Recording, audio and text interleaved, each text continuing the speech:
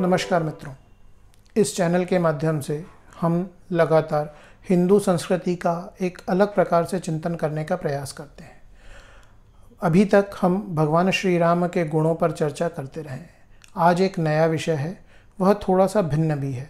आप सबको ध्यान होगा, हमारे हिंदू जीवन को 4 हिस्सों में विभक्त किया गया है: धर्म, अर्थ, काम, मोक्ष। इन सब के लिए आयु सीमा का भी निर्धारण है।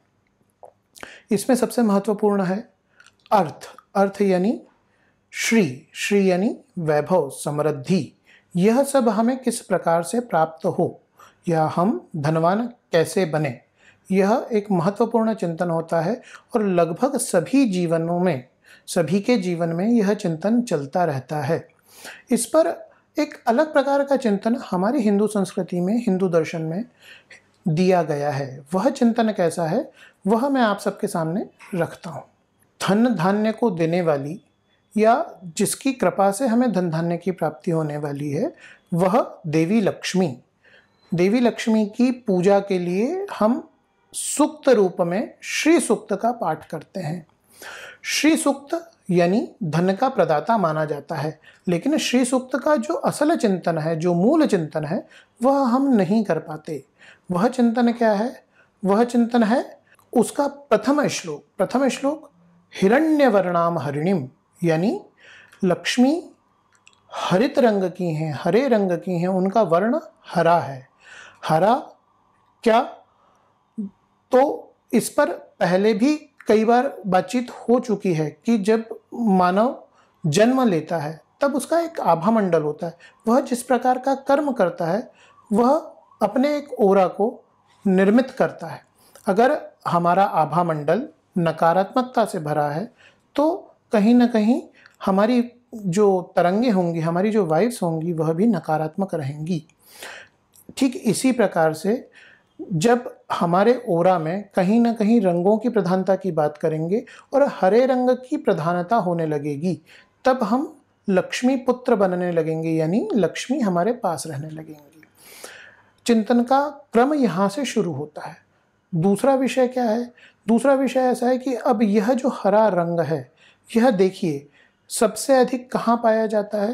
तो हमें ध्यान आता है कि जब हम प्रकृति के आसपास रहते हैं, जब हम प्रकृति का संरक्षण करने लगते हैं, तब यह हरा रंग हमें प्रचुर मात्रा में मिलता है। यानी समृद्धि का जो मूल है वह क्या है? प्रकृति से नज़दीकी, प्रकृति के समीप रहना, प्रकृति का सामीप्य। इसीलिए चाहे हम अपने अन्य धर्म ग्रंथों की बात करें या मूल चिंतन की बात करें, तो क्या आता है कि जो देवी दुर्गा है वह प्रकृति का रूप है। यानी हमने प्रकृति में जीवन देखा है।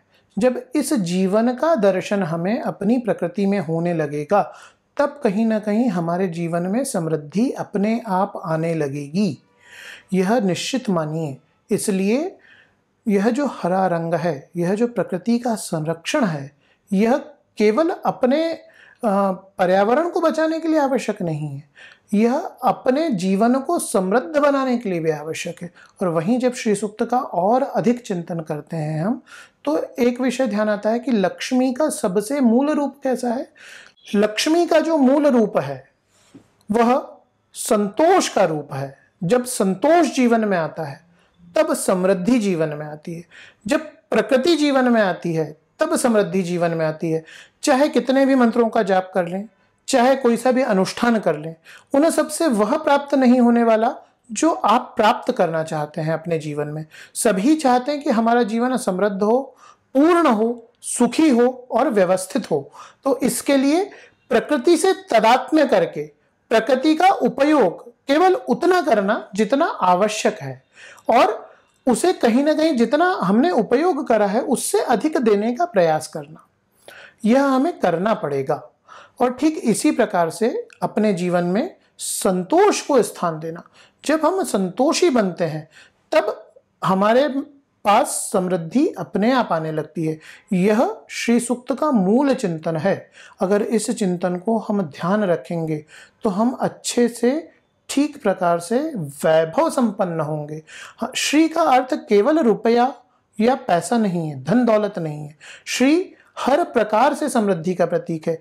जीवन में संतोष कितना है, जीवन में सुख कितना है, जीवन में शांति कितनी है, यह सब श्री का रूप है। इसीलिए जब हम भगवान श्री कृष्ण की या भगवान श्री राम की बात करते हैं तो यह कहते हैं कि वह श्री से संपन्न थे, यानी उनके जीवन में परिपूर्णता थी। आपका परिवार है, वह परिवार आपके मनोनुकूल है, मन के अनुसार चलने वाला है, तो आप कहीं ना कहीं श्री संपन्न है। आपके पास वैभव है। अपनी कल्पना को इतना छोटा मत कीजिए कि श्री यानी समृद्धि यानी सिर्फ रुपया और पैसा। अगर जीवन में बहुत अच्छे मित्र हैं तो वह भी आपका धन है। और धन को बढ़ाने के लिए जितना हम प्रकृति के नज़दीक जाएंगे, जितना हम प्रकृति की उपासना करेंगे, उतना कहीं ना कहीं यह प्रकृति हमें देने में सक्षम है। जब कोई एक छोटा सा बीज डाला जाता है तो उसको पेड़ बनाने का काम यह प्रकृति ही करती है। इसी प्रकार से जब हम एक अच्छे चिंतन का बीज इस प्रकृति के लिए डालेंगे तो यह प्रकृति हमें उसका अनंत गुना फल देने वाली है, यह निश्चित मानिए। और चाहे समृद्धि हो, चाहे श्री हो, चाहे अन्य वैभव हो, इन सब का प्रदाता अगर कोई है तो वह स्त्री रूप में माँ दुर्गा, माँ भगवती, माँ लक्ष्मी है। और उस लक्ष्मी का मूल रूप यह प्रकृति है। इस प्रकृति का चिंतन हम जितना करेंगे उतना हरा रंग का प्रभाव, हरे वर्ण का प्रभाव हमारे आभा मंडल में होने लगेगा, हमारे जीवन में होने लगेगा। और निश्चित तौर पर यह जो हरा रंग है यह हमें समृद्धि देने वाला है।